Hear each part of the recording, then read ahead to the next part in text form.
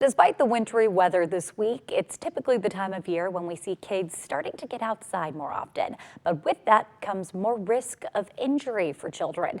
This morning, we're joined by Dr. Greg Rebella, the pediatric emergency medicine physician for UW Health Kids in Madison.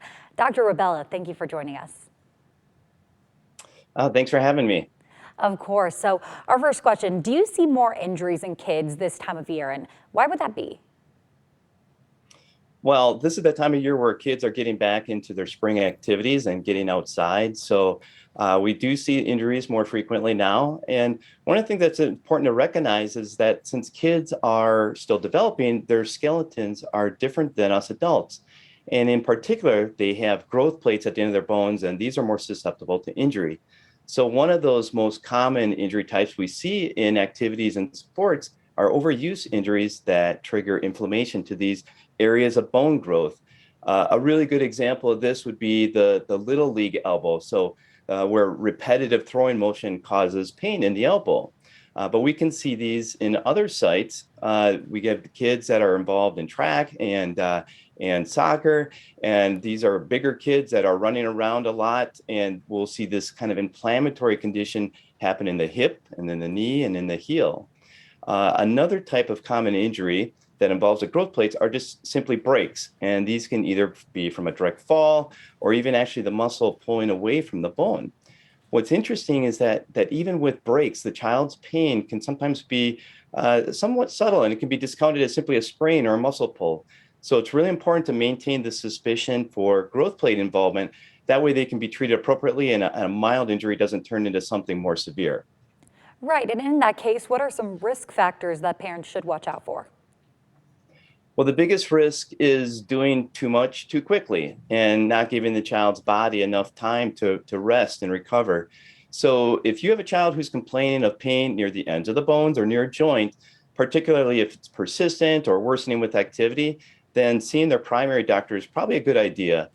On the other hand, if there's a clear injury event, he's out on the playground, he falls and or twists the ankle, and the child has pain, then the best course of action is to be seen likely someplace where you can get some x-rays, either come see me in the emergency department or one of my colleagues in the urgent care.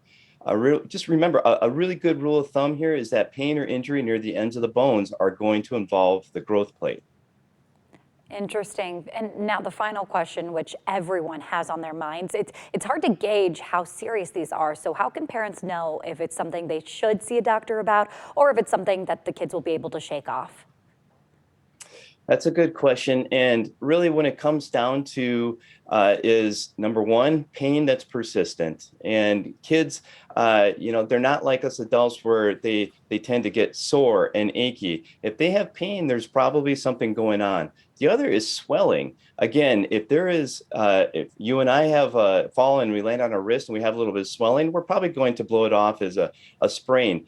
Kids don't have that. Remember, the kids have these growth plates that are more susceptible to injuries. So there's very good chance that there's a break or an injury through that area.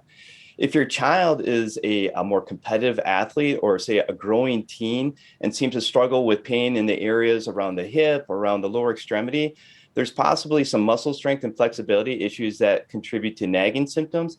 In these instances, physical therapy assessment can be very helpful to identify issues. And they have a whole bunch of different modalities that can help in recovery and getting the child back into their activities. The other thing that's really important here with all different types of injuries is that the child needs to rest when needed. Kids, they don't like to be kept down. They don't like to be kept out of sports. But they have a huge advantage over us adults in that they tend to recover much better than you and I. So a brief period of activity modification will often get some of these symptoms to calm down and get them back to their activities quickly. All great things to keep in mind, Dr. Rebella. Thank you for joining us this morning. Thank you for having me.